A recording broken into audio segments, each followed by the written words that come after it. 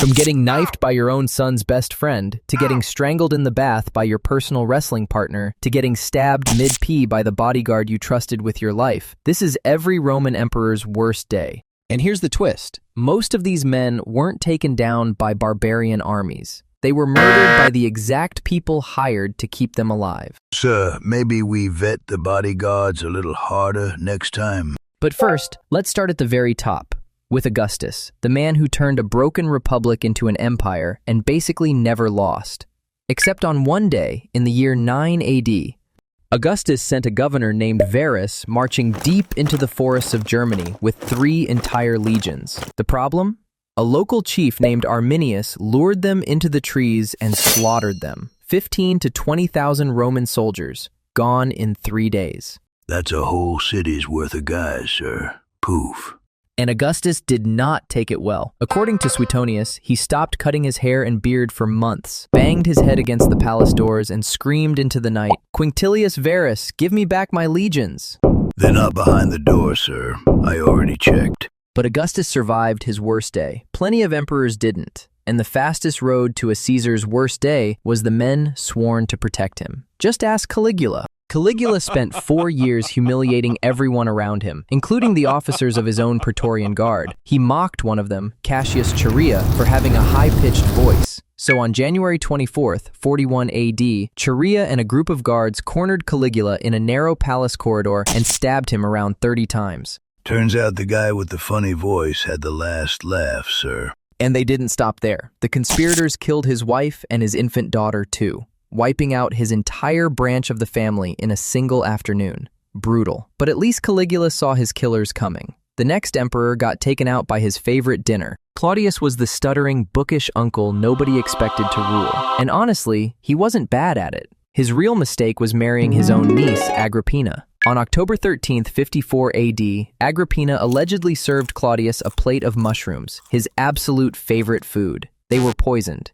Death by snack. Most relatable emperor yet, sir. Why'd she do it? To clear the throne for her teenage son from a previous marriage. You might have heard of him. His name was Nero. And speaking of Nero, his worst day might be the most dramatic death in all of Roman history. By 68 AD, everyone had had enough of Nero. The armies revolted, the Senate declared him a public enemy, and he fled the city to hide in a servant's villa. With soldiers closing in to drag him back for a public execution, Nero decided to take himself out instead. One problem, he couldn't actually do it. He stood there, blade in hand, sobbing, until a servant had to help him drive it in. Even his final exit needed a stagehand, sir. And his last words? Pure Nero. Qualis artifex pereo. What an artist dies in me. Humble to the very end. Nero broke the bloodline, and the Caesars only got stranger from there. A century later, Rome handed the throne to a man who thought he was the reincarnation of Hercules, Commodus. Commodus thought he was the reincarnation of Hercules. He fought as a gladiator in his own arena and renamed the months of the year after himself. By New Year's Eve, 192 AD, his closest advisors decided he had to go. First, they tried poison, slipped into his beef and wine, but Commodus, being an absolute unit, just threw it all back up. So they went to Plan B and sent in his personal fitness trainer, a wrestler named Narcissus, who strangled the emperor to death in his own bath. Killed by his gym buddy. There's a leg day joke here, sir. I just can't find it. Commodus's murder kicked off chaos, and a few years later, one emperor's worst day came from the person who should have protected him most, his own brother. When Septimius Severus died, he left the empire to both of his sons, Caracalla and Geta, and told them to please get along. They despised each other. They literally split the palace down the middle and bricked up the connecting doors. It lasted less than a year. On December 26, 211 AD, Caracalla lured Geta to a meeting with their mother and had his guards cut him down on the spot. Geta died in his own mother's arms, bleeding out while she held him. Brother of the year, sir. Truly inspiring stuff. Then Caracalla tried to erase him from history entirely, scratching Geta's face off of every painting, chiseling his name out of every monument, and executing thousands of people just for mourning him. But karma is patient. Because Caracalla's own worst day was already on its way, and it would catch him with his pants all the way down. Caracalla was a brutal soldier emperor who once massacred thousands of his own citizens in a single day. But karma found him in the most undignified way imaginable. On April 8, 217 AD, while traveling near the city of Caracalla stepped off the road to relieve himself. A single soldier with a personal grudge walked up and stabbed him to death right there, pants down, midstream. The most powerful man in the world, taken out on a bathroom break. We've all felt vulnerable there, sir. Embarrassing, but for sheer indignity, even that can't beat the teenage emperor who got dragged out of a toilet. Elagabalus became emperor as a teenager and spent his short reign scandalizing the entire city. By 222 AD, the Praetorians, yes, them again, had had enough. When they came for him, the young emperor tried to hide. They found him, killed him alongside his mother, dragged both bodies through the streets of Rome, and threw his corpse into the Tiber. They even gave him a nickname for it, Tiberinus, the one who went in the river. They named the method of disposal after him, sir. That's commitment to the bit.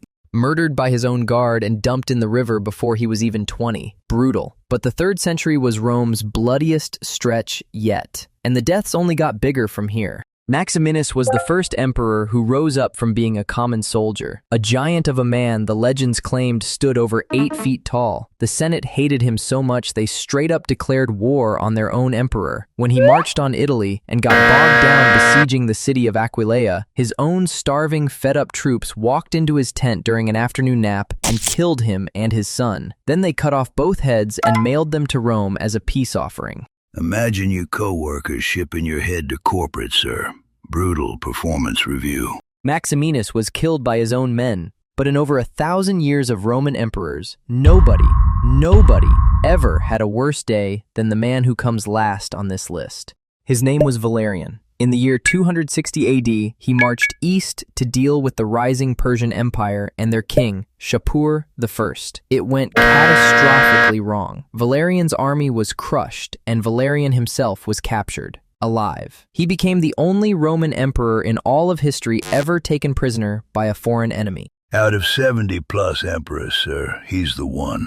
The whole entire one. And Shapur did not let him die quietly. According to the sources, the Persian king used the captured Roman emperor as a human footstool, making Valerian get down on his hands and knees every single time Shapur wanted to climb onto his horse. The ruler of Rome spending his final years as furniture.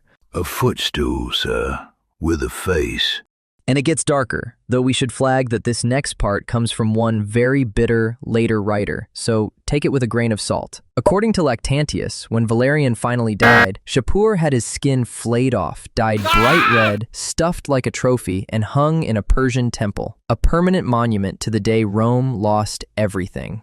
I asked for the worst day, sir, and the universe said, say less. So there you have it, every Roman emperor's worst day. We watched the most powerful men in the world get strangled in their baths, stabbed on bathroom breaks, poisoned by their dinners, thrown in rivers, and turned into Persian patio furniture. The overwhelming majority were murdered, and an alarming number of them by the exact guards sworn to protect them. One emperor lost 3 whole legions in a single forest. One got dragged out of a toilet, and exactly one ended his days as a footstool with a pulse. I need a minute, sir. And maybe a drink. But you know what? I hate leaving our Caesars on their knees, watching them get humbled like this. It's rough. I prefer to see them winning. Now you're talking, sir. Because for every emperor who died face down in the dirt, there was another who did something so ruthless, so audacious, so jaw-droppingly savage that the whole world had to stop and stare. From taxing the public urinals and shrugging that money doesn't stink, to nailing a dead rival's head and hands to the very platform where he used to give his speeches, to looting so much gold from a conquered kingdom that you throw a victory party that lasts 123 days straight. These are the most savage power moves any Roman emperor ever pulled. So if you'd rather watch a Caesar absolutely dominate instead of die in a ditch, click this video right here and keep watching.